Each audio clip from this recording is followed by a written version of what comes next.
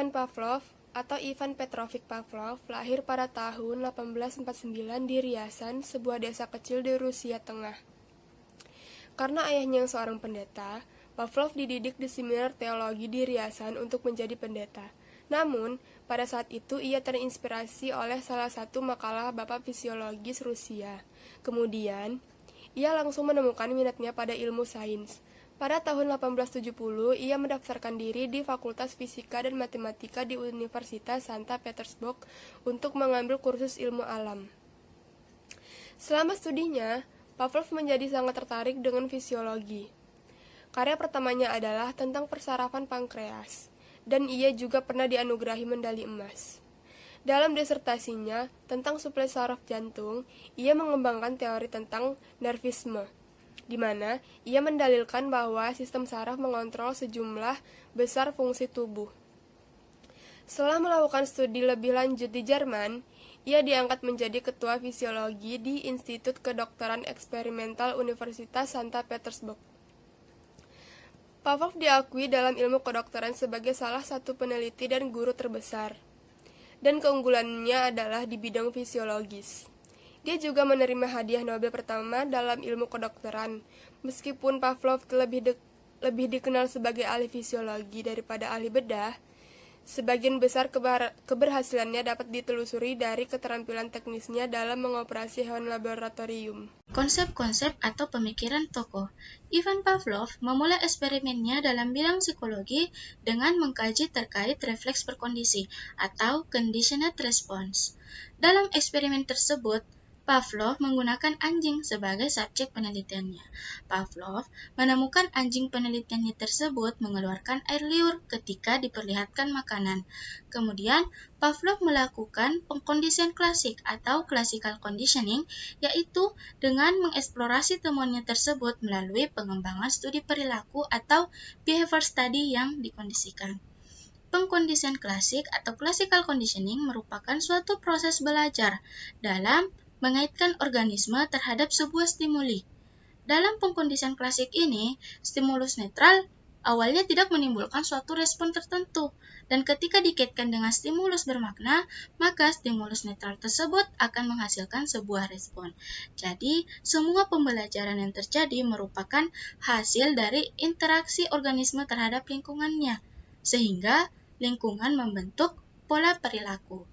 Eksperimen tersebut menjadi landasan perkembangan psikologi aliran behaviorisme, sekaligus meletakkan dasar-dasar bagi penelitian-penelitian terkait proses belajar serta pengembangan teori-teori tentang belajar.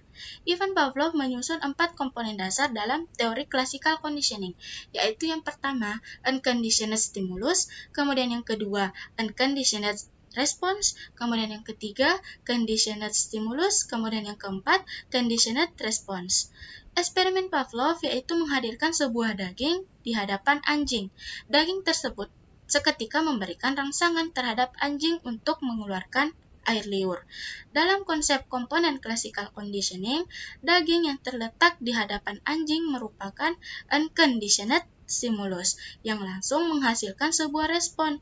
Sedangkan suatu respon anjing terhadap daging yang diletakkan di hadapannya merupakan unconditioned response. Kemudian, Pavlov mendatangkan stimulus baru yaitu bell. Bell yang dibunyikan dan diikuti dengan memperlihatkan daging di hadapan anjing. Eksperimen tersebut dilakukan secara berulang-ulang, dan Pavlov mengamati keluarnya air liur anjing tersebut. Hingga pada akhirnya, Pavlov pun hanya membunyikan bel, tanpa mengikutkan daging di hadapan anjing. Anjing pun secara otomatis mengeluarkan air liurnya ketika mendengar bunyi bel. Bunyi bel yang belum diasosiasikan dengan daging disebut dengan neutral stimuli. Namun ketika bel tersebut diasosiasikan dengan daging disebut conditioned stimuli, sedangkan respon anjing ketika bel diasosiasikan dengan daging disebut conditioned response. Proses dalam membentuk anjing agar memperoleh respon pengasosiasian antara bel dan daging disebut conditioning. Proses conditioning klasik dalam eksperimen Pavlov yaitu pertama stimulus netral. Stimulus yang hadir tanpa memberikan dampak atau pengaruh terhadap lingkungannya. Kemudian yang kedua, stimulus alami atau unconditional stimulus, stimulus yang menghadirkan respon alami tanpa melalui proses belajar terlebih dahulu. Kemudian yang ketiga, stimulus bersyarat atau conditional stimuli, stimuli netral atau organisme yang tidak menimbulkan suatu respon, menjalani proses conditioning dan akhirnya menghasilkan suatu respon yang diinginkan. Kemudian yang keempat, respon alami atau unconditional response, suatu respon yang terjadi karena adanya pengasosiasian berulang kali dalam proses conditioning antara stimuli alami dan stimulus bersyarat. Kelebihan dari teori Pavlov adalah cocok untuk pembelajaran di sekolah mengenai kehendak penguasaan keterampilan dengan latihan atau pembelajaran yang membentuk perilaku tertentu. Tidak hanya dapat diterapkan dalam sistem pembelajaran, teori ini juga dapat diterapkan untuk melatih kepandaian binatang. Teori belajar behavioristik juga akan memberikan kepekaan pada pendidik terhadap situasi dan kondisi pembelajarannya. Dengan adanya pembelajaran dua arah ini, diharapkan audiens akan melakukan pembelajaran dan pelatihan secara berulang sehingga akan mengoptimalkan bakat dan kecerdasannya. Sementara itu, kelemahan dari teori belajar classical conditioning, Pavlov, adalah pembelajaran akan berjalan secara otomatis ketika metode ini diterapkan saat pembelajaran. Teori ini juga terlalu menonjolkan stimulus yang diberikan oleh pendidik sehingga audiens akan mengalami ketergantungan akibat stimulus yang diberikan. Ini akan berdampak pada kebiasaan audiens yang akan berubah menjadi pasif saat pembelajaran. Selain itu, teori ini juga terlalu mengesampingkan keadaan mental atau psikis manusia. Karena pembelajaran ini menuntut untuk belajar mandiri, sehingga audiens akan merasa. Perbedaan teori belajar Ivan Pavlov dengan tokoh lain. Yang pertama, konektionisme oleh Edward Thorndike. Teori ini dipelopori oleh Edward Thorndike pada tahun 1980 dengan subjek seekor kucing.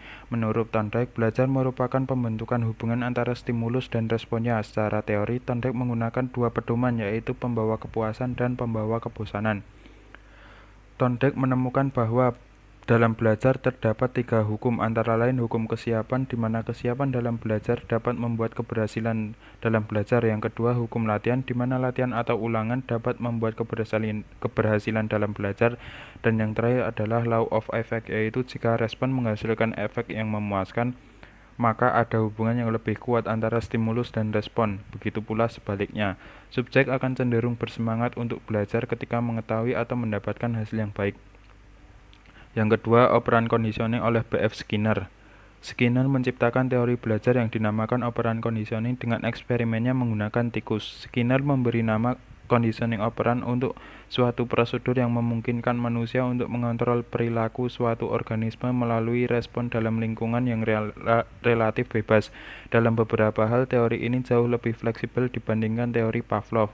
Teori ini menghasilkan dua hukum dalam proses belajar, yaitu law of operant conditioning, di mana ketika perilaku operan disertai dengan stimulus penguat, maka perilaku tersebut cenderung akan meningkat. Yang kedua, law of operant extinction, di mana ketika perilaku operan tidak disertai dengan stimulus penguat, maka perilaku tersebut akan cenderung berkurang atau bahkan menghilang. Yang ketiga adalah stimulus and response bound theory atau respon oleh John B. Watson.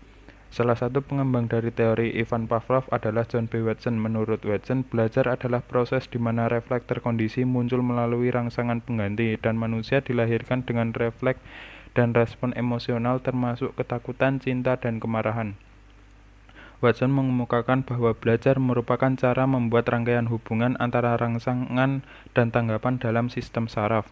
Yang keempat adalah social learning theory oleh Albert Bandura. Albert Bandura muncul dengan mengemukakan teorinya, yaitu teori belajar sosial atau social learning theory.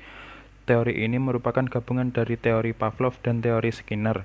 Prinsip di balik teori ini adalah kemampuan seseorang untuk menggambarkan informasi orang lain, memilih seseorang untuk ditiru, dan kemudian melakukan apa yang diinginkannya.